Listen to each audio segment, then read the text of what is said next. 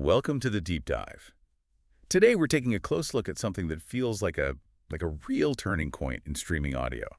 We're talking about Spotify's decision to expand its AI DJ with a brand new, fully Spanish-speaking personality.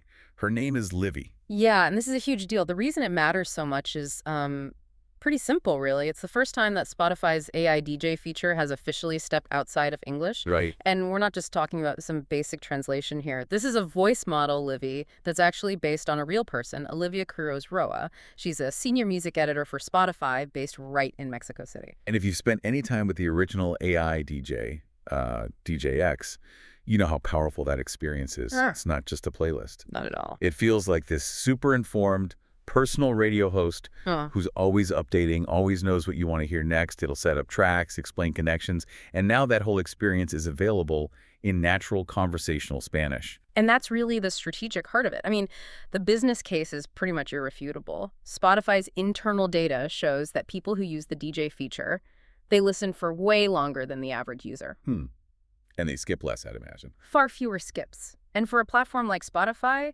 that metric reducing skips is absolute gold. So bringing in Livi for a Spanish-speaking audience, it's a very calculated move to get that same level of engagement on a global scale. That makes me think about the human element, because that's what makes the original DJ work so well, right? It doesn't feel robotic. We know DJ X is modeled on Xavier Jernigan. So who's the person behind Livi? What's her story? That would be Olivia Cruz Roa. And like you said, she's a senior music editor. Her job is curating these huge influential playlists. But her background is also really interesting. She's been deeply involved in initiatives that highlight women in audio. Oh, that's cool. Yeah, so it adds this whole other layer of, credibility and perspective to the AI that she's basically embodying. She's the cultural anchor. Okay, so let's get into the tech for a second. How do you turn one person's voice into this scalable global personality? We know it's using tech from Sonantic, that company Spotify bought back in 2022, and their own generative AI. But how does it work? Is Livi just speaking translated scripts?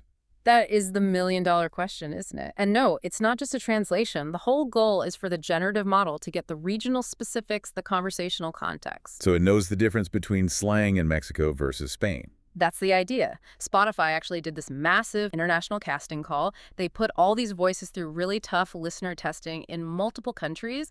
And Livi's voice was chosen because listeners from Mexico all the way to Spain found it the most relatable. Relatable. Not perfect, not announcer-like, but relatable. Exactly. The key wasn't perfect diction. It was sounding like a friend.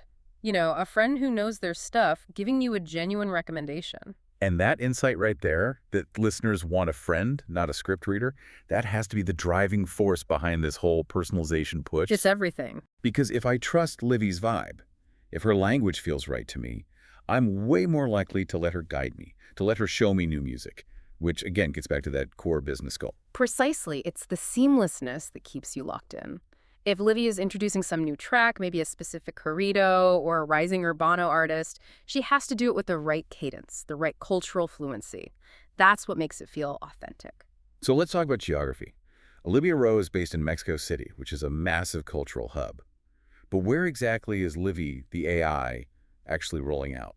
So she's available to all premium users in the existing DJ markets, but it also opens up the feature to this huge new audience across Latin America and Spain. We're talking all the key places: Argentina, Chile, Colombia, Peru, Mexico, and of course, Spain.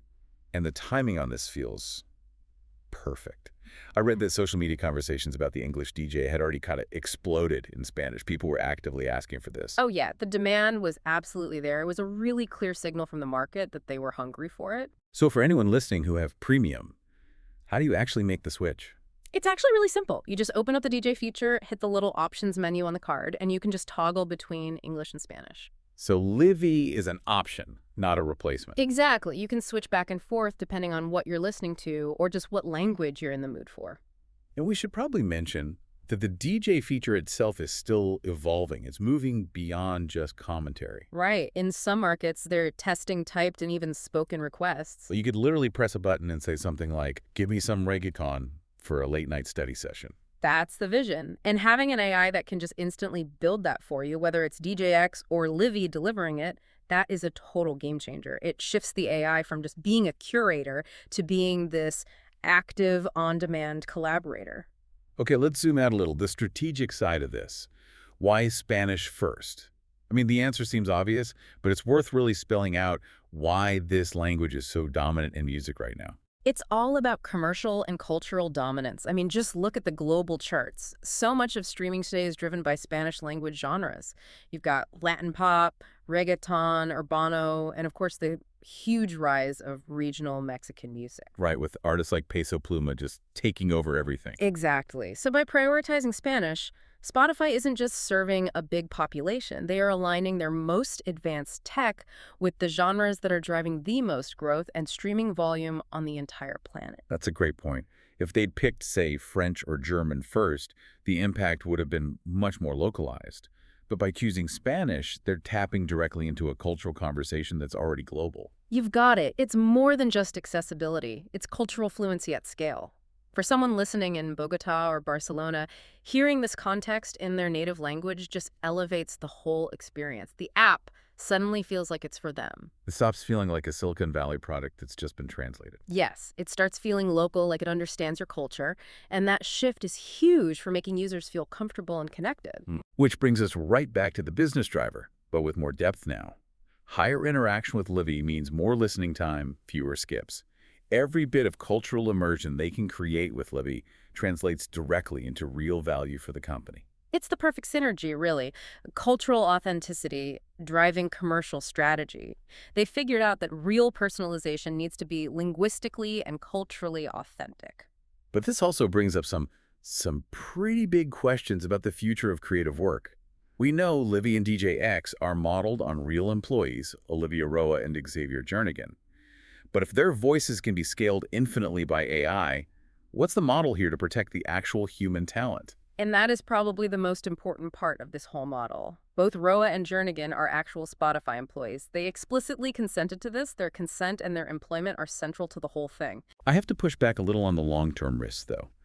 If you can scale Livi's voice to millions of people, and that voice just needs minor updates, how does a standard contract protect Olivia Roa 5 or 10 years from now? Isn't there a risk that the AI model just outlasts the human originator? That's a fair question. It's a critical one. But the argument right now is that the human originator's value isn't just the initial voice recording. It's their ongoing input. Livi's effectiveness depends on Olivia Roa's continued expertise as a music editor. She provides the current, nuanced cultural data that the AI learns from. So it's a hybrid model. It's a hybrid model where human curation is constantly feeding the machine's authenticity. If Livi starts sounding dated or out of touch, the whole system breaks down. Okay, so the template they're setting is this collaboration.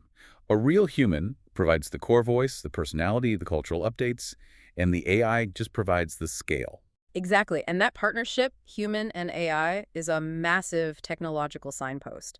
Livi and DJ X are showing us where AI audio is headed. We're talking cloned, multilingual, context-aware voices that are layered over huge amounts of user data.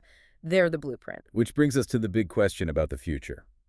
If Livi is a success, and it seems like it will be, what's next? A dozen more localized AI DJs. The chances are very, very high. I mean, if Livi boosts the metrics in Spanish-speaking markets like they expect, it becomes a proven model for expansion. I think we can confidently predict they'll look at other languages with huge cultural weight. Maybe a Brazilian-Portuguese DJ for funk karaoke or a K-pop-centric DJ speaking fluent Korean. The model is scalable. They just need to find the next human partner and build the next language model. It's all there. So the launch of Livi really is so much more than just a new feature. It feels like Spotify signaling that personalized AI is the global standard and that culture is the way in. It's a new voice, a new language, and a really clear sign of where this is all going. Absolutely. And if you're a premium user in one of those countries, you really should try it. Go find the DJ card, switch it to Spanish, and just listen. Pay attention to how it feels. Does Livi really sound like a relatable friend giving you recommendations? Because ultimately, this tech seems to prove that you can scale this kind of entertainment globally while still holding on to that sense of local culture. It solves that problem of intimacy at scale. Which leaves us with a pretty fascinating thought to end on. If this works, how long will it be before every major language community has its own hyper-local AI personality, not just for music, but maybe for news, for cultural analysis, all tailored to you? The human voice just became truly infinite.